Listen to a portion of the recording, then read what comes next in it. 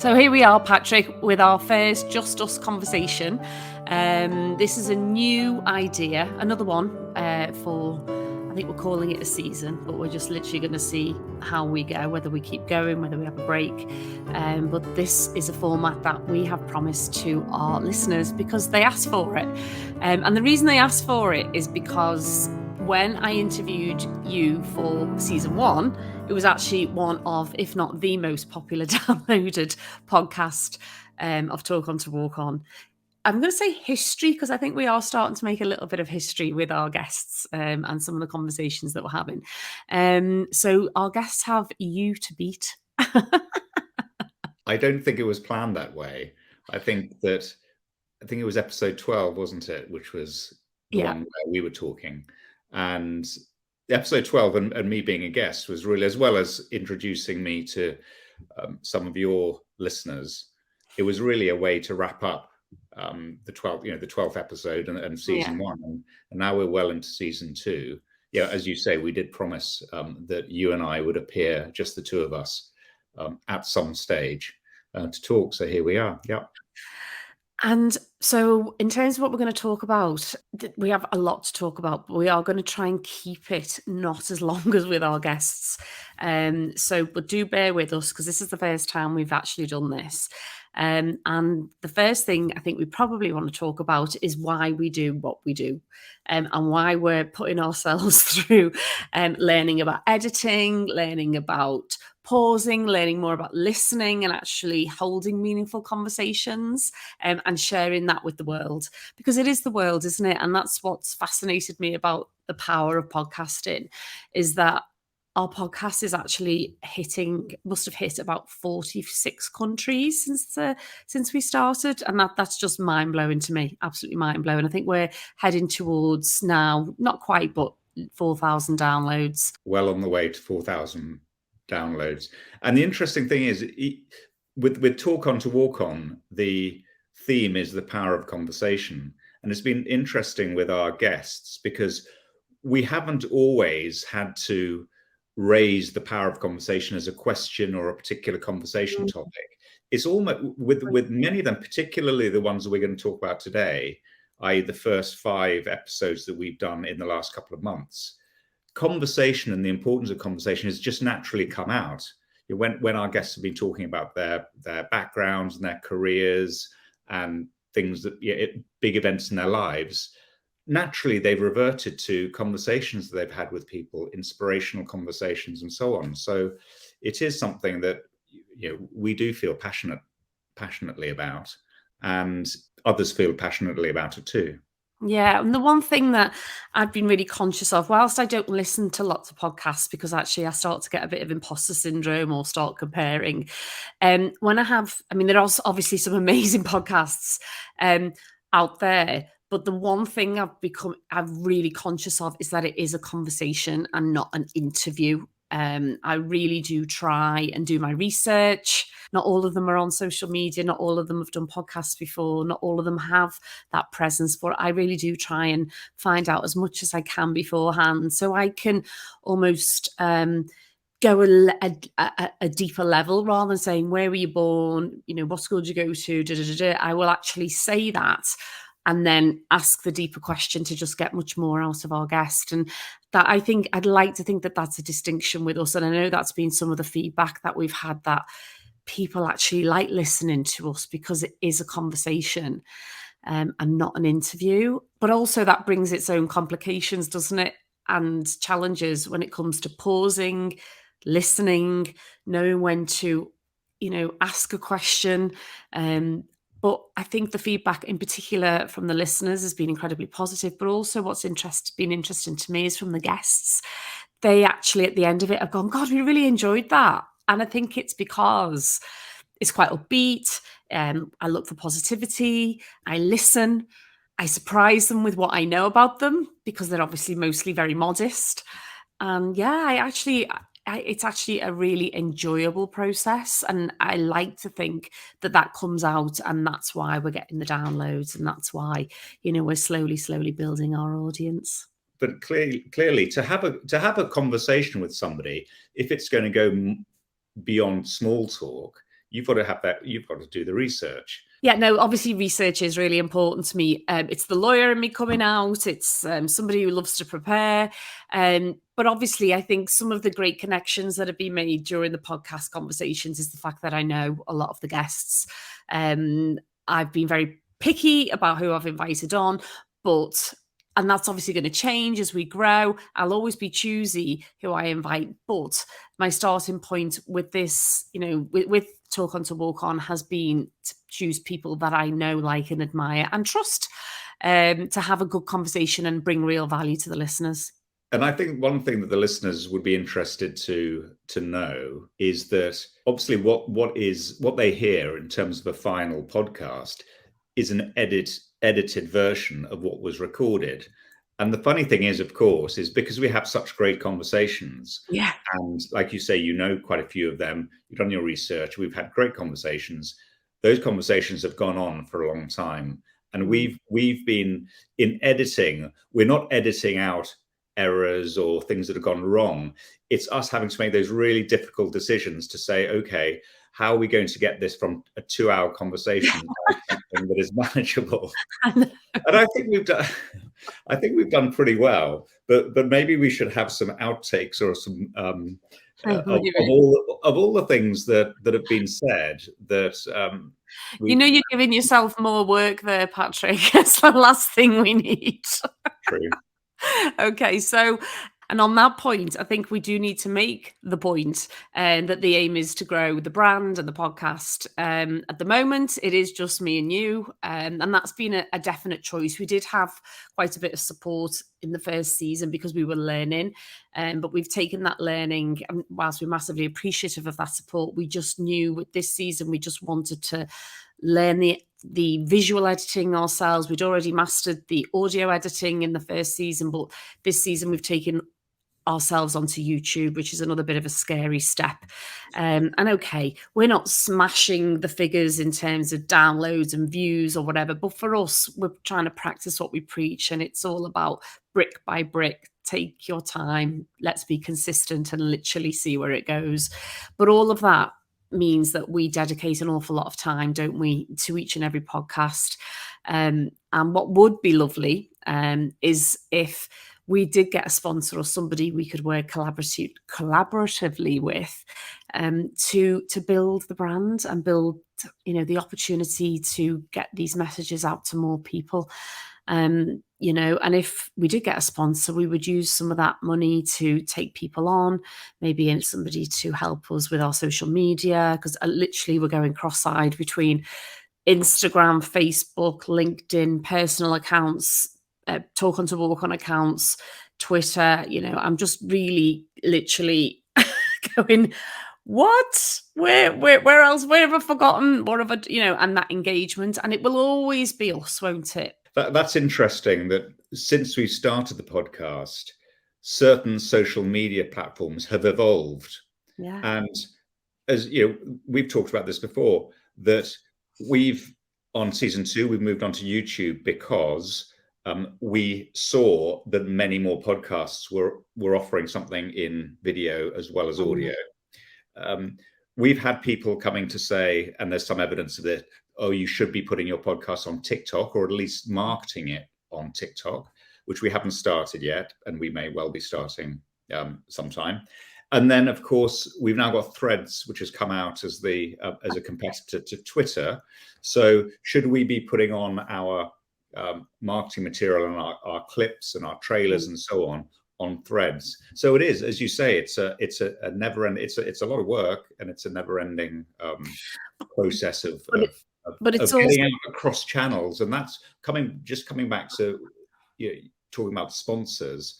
That's the thing that is attractive to sponsors, is that here we are with a podcast series which is approaching 4,000 downloads, and we're putting it out across many channels, and that is attractive to sponsors. So we'll get there. Yeah, but we have to find the right one as well. That's authentic. The word authentic, it's a bit naff, but that's actually something and somebody that means something to us as well and our listeners. But if anybody wants to chuck a little bit of money our way in terms of supporting what we think is a great brand with a powerful message and purpose, it's something we want to grow. This isn't for us to benefit personally and financially. This is something that we want to definitely use to take on some people and help us build the brand and get that message out there about the power of conversation and positive self-talk. So what's the call to action? I guess it's to DM you on Instagram or to go onto our website, walkontoWalkon.com. Email, Facebook, Instagram, Twitter. I'll find me somehow LinkedIn. I am going a bit cross-eyed with it all. And just, but on that note, yeah, just drop us a note. Let's talk and literally let's see where it goes. That's what we always say. But yeah, it is a bit head bashing. But from a personal point of view, the one thing that I've learned to do, and I've as people who do know me quite well, I've done a lot of self-work these last couple of years. And the key with Talk On to Walk On, it's slow and steady and try not to be overwhelmed. And I know, Patrick, you're probably going to give a wry smile there, but, I am really learning to just take it step by step. And literally, we believe in this a lot, don't we? We believe in it so much. That comes first before being perfect. Getting 1 million downloads, comparing ourselves to other podcasters and other messages. We are just closing our ears and closing our eyes to that. Well, not completely closing my eyes. Obviously, I'm going to keep a lookout, but the key is that we get the message out. And as I've always said, and we know this is happening, if we impact at least one person per episode or with a post or anything, then our job is done. But we want to keep replicating that because we know that this is working. Absolutely. And thinking back to some of our recent guests, they sort of adopt that sort of attitude in the way they go about their lives in terms of what they're trying to do. I'm thinking particularly of Bernie Hollywood, thinking of John May and the feats that they've accomplished. They've said to the extent that 1, 2, 3, whatever small number of people positively impacted, then they feel that they've done their job. So you mentioned the guests there, actually, Patrick, and that's actually a really good point. And actually what we did come on to talk about, we digressed a little about our purpose and our why and our call to action for working collaboratively with sponsors and others and potential guests in the future. But what I wanted actually to talk about was the impact that the guests have had, hopefully on the listeners, but definitely on us as well. And that's our sort of barometer, isn't it? When we come off a podcast having spoken to the guests, it's like we go, oh my God, there's so many lessons in there, so many lessons, when actually just one powerful lesson can have the biggest impact. But there are so many lessons with each podcast. And that's why we do urge, if you haven't listened, to do so. They're roughly an hour long. That may sound a lot to some people, but it's an hour out of your day.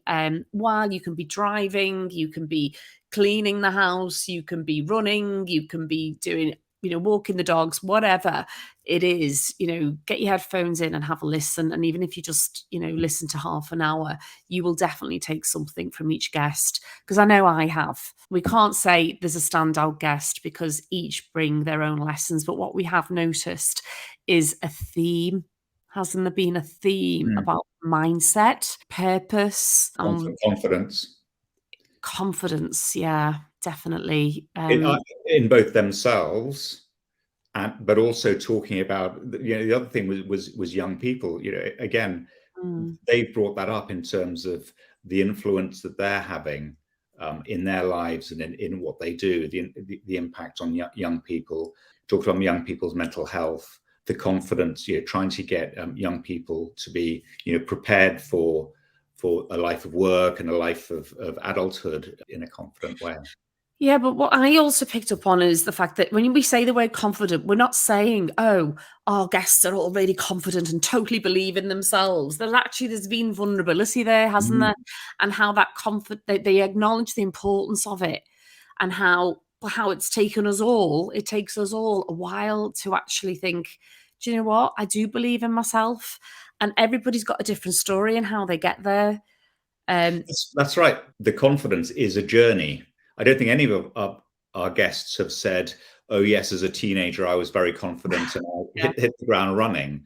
It was something that they built through experience and And so on. are still building. Definitely.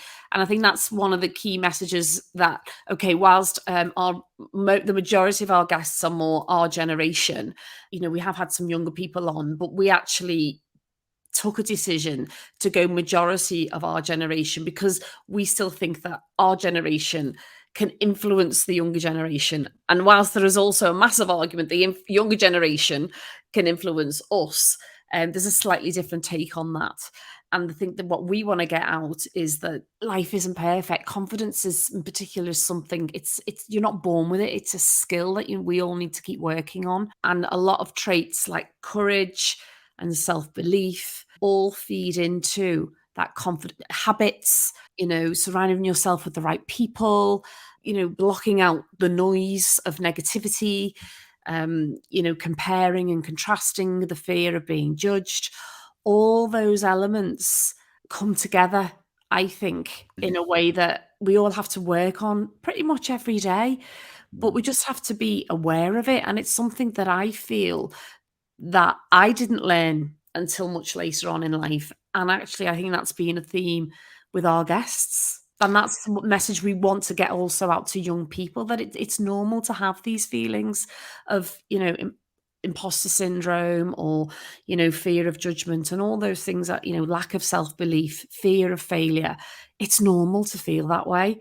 But the key is how you respond to it. And the importance of talking about it as well. When you're a young person and these feelings are going through you and they're perhaps impacting on your life, then it's good to talk about it, because as soon as you start opening up and having conversations, you'll very quickly, particularly with older people, but also with your peer group, but particularly with older people, they'll be able to reassure you that actually what you're going through and the feelings you're having are quite normal. They're not something that is unique to you. And there's things, as you talked about imposter syndrome, you talked about fear of failure and so on. Those are themes that run through everybody's lives, and being aware of them and being reminded in a kind and compassionate way that it's actually normal to feel that way is a source of strength for a lot of people. Yeah. And I'd like to think, and I do believe, that they're the messages we're getting out there. We're certainly, and I'm very conscious of it, not looking to tell anybody what to do at all. We're not looking to lecture. We're not looking to preach. We're not looking to, although, it's tempting to advise because we want, we naturally want to fix things. Again, the one big lesson I learned through my coaching certification is to, sit on my advice hands. And listen, open our ears and listen, and to empower the person we're listening to know that they've got the answers within them. But the point of the podcast is if they hear that other people who they deem and look at as successful, whatever that looks like, that they've been there too, and they've had those feelings too, and that it is normal. And it's just having that awareness. And I think that's what we're looking to try and get out there, isn't it? To remind people that these feelings are perfectly normal, but there are things that you can do, but you've got to find what works for you. And hopefully some of the stories, or all of the stories that we share, some of them will be relatable. Some things won't be relatable. Some things will go in one ear and out the other. But there might just be that one thing that lands, that in that difficult moment when you've got a decision in what the words that you say to yourself, or a conversation that you might have with somebody, that, you're reminded of something that Donna said, something that Bernie said, something that our earlier guests of Dave and Emma and, all our wonderful guests, just one thing that, or something I've said or you've said, resonates, and it sits there and it reminds you that it's okay, and that to take that step forward and have that self-belief and be brave and courageous and have that conversation or say something positive to yourself that will help you take that step forward in life and walk on. And you're absolutely right that we're not setting out to preach or to tell people what they should be doing and so on. And sort of proof in that is that there's no right or wrong to many of the themes and the issues that our guests talk to us about and we have conversations with them. There's no right or wrong answer to No. the way you tackle that in your life, or the way that issue has put itself on you. Everybody's got a different story and everybody's got different ways of dealing with it. And it is down to people to listen, and to listen carefully, and then decide, yeah, that's something I can take away. I can, there are parallels there, or it resonates with me. And when one of the things that regular listeners will know that we do is to ask our guests, and certainly in the last few episodes we have, about midlife. And some of the answers are amazing, insofar as that we'll ask one of our guests the question, and the guest will give an answer, and then we'll ask the same question to another guest who'll give a totally different answer. And I was just in thinking about this episode, I was remembering how different the answers were. But when we were asking some of our guests about midlife, I remember Donna Scully, and I wrote this down because I want to quote her rather than getting her quote wrong. She said, she talked about midlife being liberating. And she said, "What makes me good makes me bad, and you have to like me as I am." Now that takes confidence, doesn't it? You're basically saying to somebody, "I am, what you see is me. That's it. Yeah. And take it or leave it. Like me as I am." Claire McColgan, when we were talking to Claire was talking about midlife as a different form of confidence. She was saying that she has the confidence now to turn to others. And when she was younger, she might not have asked somebody for help or turned to somebody for advice. But now she's older, she's got the confidence to do that. And it's a totally different type of confidence. And she gave a story about picking up the phone to was it a BBC producer? Martin Green, I think it was, yeah. In that moment in the car park about whether to go ahead with these events during, a pandemic. These were test events. This was a moment in history. She's sitting in that car park. But she knew at that, she is a very confident woman, but she knew for that particular time that what she would do is pick up the phone and have a conversation with a trusted friend and advisor, which she did. You then got John May, who came to a point in his life, and he clearly felt that he could be getting more out of life than he was, and he sold up his business. He basically had the carpe diem, seize the day moment, where he said, right, okay, if I'm going to make it in life, I've just got to be the captain of my destiny, and I've got to do what I need to do. And again, that requires confidence.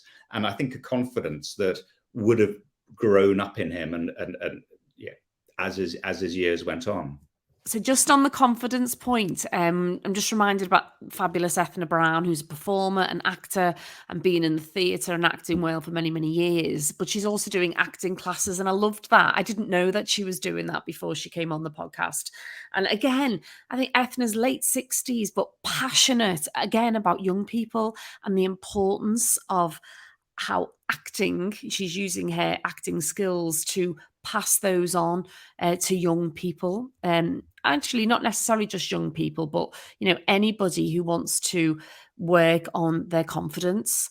And she uses those skills to get people to look people in the eye, hold their shoulders back, sit upright, walk in a room, with your hand out, to offer as a handshake, a lot of things that a lot of us take for granted. Now as older and wiser, but when you're young, it doesn't always come to you naturally, or even when you're older, it doesn't come to you naturally if it's something you've not been exposed to. So I think that's really important reminder to that there are people out there who acknowledge that that doesn't come naturally either, and that there are people out there who can actually help you. And I think John May's doing something similar with his acting school as well. They've both been through those moments where there's been it causes hesitation, doesn't it? Again, to walk on in life, to take that go for that interview, to apply for that job, to walk in with confidence. And, you might not have all the skills in the world to completely fulfill that job role. But if you go in confidently and can hold your own in conversation, it can really be life-changing. The theme of young people that we've talked to guests about has been across quite a few episodes. And one of the things I really admired about Bernie Hollywood, who rode across the Atlantic, is that he's taken his feats of endurance, and what was an amazing £42 million that he's raised over his lifetime doing these various endurance events. And these and a lot of the causes that he has supported are to do with young people's mental health. And I think it's very clever the way he's using endurance events and rowing across the Atlantic. It captures the hearts and minds of young people. They think, wow, this is just an amazing feat. And we had the privilege of going to the launch of his Boat of Hope campaign in Liverpool Cathedral and saw the boat there that he had rowed across the Atlantic. And the whole boat had been painted by young kids. He got young kids to paint effectively a mural that was then sealed around the hull of his boat. And again, what a way to engage with schools and young people, which he then used to spread the word of the importance of opening up of conversations of young people's mental health. So I thought that was very, very clever. Yeah, and obviously the event was full of young people, and it was all aimed at young people's mental health. And again, a common theme with the other guests. So again, we've got Donna, who does her mentoring for young people, incredibly passionate about social mobility. And she says it's something that she definitely wishes she had. I think it's the Girls Network she specifically does mentoring for, as well as probably some informal mentoring to probably a lot of her staff, I'm guessing, because she's such a passionate, vocal person about those issues. And then you've got John May, who, yes, he's massively popular with the younger generation through his comedy scenes, and he makes young people laugh, and he knows he's got that platform which has grown massively since lockdown, but he uses that platform like Donna, to open up about mental health, open up about having a counsellor, like I open up now about having a counsellor, and how not just how you go to your counsellor to talk about your woes, but actually how talking and opening up about how you're feeling and somebody coming back to you and validating those feelings can actually give you the edge in life as well. And that's, again, like Donna and John, two very different ways of going at it, mentoring and counselling, but the outcome is the same, isn't it? But it's just what works for you. The outcome is you've shared how you feel. There's somebody listening to you. There's somebody who's saying, it's okay to feel that way. Actually, I felt that way too. And this is, maybe think about doing it this way, doing it that way, giving you some options. It's okay. And I just find that really powerful. And I absolutely love that they both use their incredibly popular platforms to send out that message, which is what we're looking to do. So it's so complementary. And that's what, all our guests very much complement this power of conversation, positive self-talk message. And then with Claire, with culture, her passion is community and getting out, using culture and the arts to give people confidence, whether they're watching an event and taking it all in. And then the impact of that is to talk to each other on the streets, to talk to our families, to engage in that wow factor and share those memories, through to the work that they do in the schools. A great example was how the schools got involved in Eurovision. The young people learned to sign. I think it was the Ukrainian national anthem. I think it might have been, examples like that. Again, confidence building, how children were such a huge part of Eurovision. And I think at one point she said, if they can see it, they know they can be it. I loved that. And the other thing that Claire talks about, and she got quite emotional, I think, when she was talking about this, is during the pandemic, where in terms of her role, one of Claire's roles was to get involved in some of these test events for Liverpool. and they decided to open up in the middle of lockdown, middle of the pandemic, obviously working very, very closely with local and national government, open up Sefton Park to young people and to have a festival. And the way she described that, she got quite emotional. And I think it was a realization that it was the impact on young people's mental health that lockdown was having. And here was a chance, it was a fleeting chance, but the first time they were let out into the park. She said they have a party and they were doing all the things that young people do at festivals. Yeah. And people have to listen to the whole podcast to pick that up.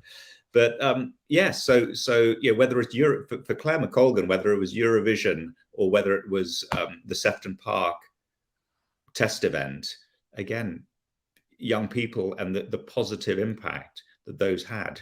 Yeah. And that's what I love, because I think when I first started the podcast, I was like, think about your target audience, have your target audience and hone in on them. And naturally, we know realistically that a lot of young people aren't going to listen to me and you instinctively. They're not going to see our faces and go, oh, I'm going to listen to those two old codgers and see what they've got to say. But I had a moment where I thought, well, actually, if I get a few young people on, they're definitely going to be scattergun through. But if we talk and we make an influence on our generation, then hopefully our generation can take those messages and pass them down to the younger generation.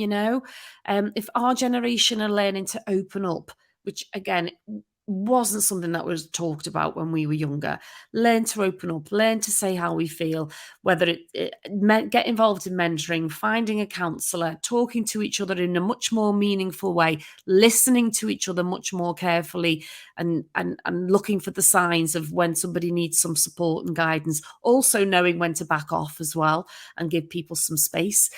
All these lessons that we hope are coming through in our conversations with our guests. If that can make a difference to our generation, then they can then pass that on to their kids, their nieces, their nephews, anyone that they have, any younger person, that they have some influence over.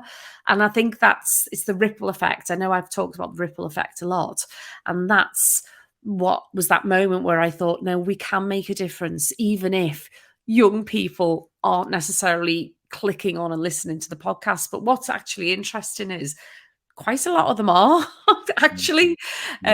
We've had conversations, haven't we? Where younger people have come up and gone, I listened to and God, that was brilliant. Obviously, John May was popular amongst the younger generation, but actually, Gabby Mendez was on season 1. Emma was on season 1. Young actors, young people who are entrepreneurs like Gabby. They're listening. They're actually listening, and actually, I think they're pleasantly surprised. And I think they like the fact that we're acting more vulnerable than they probably expect. We're not lecturing and telling people what to do. We're actually saying, God, we wish we'd had that advice when we were younger. And it's those messages, it is all about reinforcing, isn't it? Yeah. The more that people hear messages, whether they're coming from us, whether they're coming from our guests, and they're reinforcing key or let's say important messages for both young, I was going to say young and old, but young, middle-life and old need to be listened to. Older. Then it can only be good. Okay. So let's wrap up now, Patrick, because as always, we can probably witter on all day. And we've got a party to go to. And yay. So in conclusion then, I think what we're trying to get across in this Just Us podcast, this first one, is how passionate we are about Talk On to Walk On. People have commented, what are you doing it for? Why? And our why really is to be offering something to people that we wish we'd had, reminding people that it's okay to feel the way you do on certain days or in certain moments, but to remind you that we've all been there and we're all still going through stuff like that on a daily basis. But the key is to know that you can come out of it. And a key element of coming out of some of this stuff is to open up, to find the right person to talk to, and if that's not possible, to actually reflect and think, okay, I need to interrupt my thoughts now and take a different approach. And again, there's so many tips and tactics that in the future we'll probably definitely continue to reflect more on this. And we're probably looking to get people on who are far more experienced and have more scientific knowledge, let's say, of how the brain works. But it's something we're definitely fascinated in. But for now, we just want to keep it really simple and say to people, keep talking to each other, and keep listening to each other. Find the right people to talk to. Keep listening to the podcasts, and let's hope that some of these key messages really do resonate to help you walk on in life. And even though earlier on we were saying we don't like telling people what to do, as Michelle instructs, keep listening to the podcast. Yeah. You can watch them as well on YouTube, on the YouTube channel. And if you want to drop us a note and let us know what you think of them, then please do, because we'd always like to. Yeah, we love getting feedback, don't we? And good and bad, we're learning as well. It's all new to us, and we're learning as we go along, step by step. So let's keep talking, and let's see where it leads. Thanks. Bye.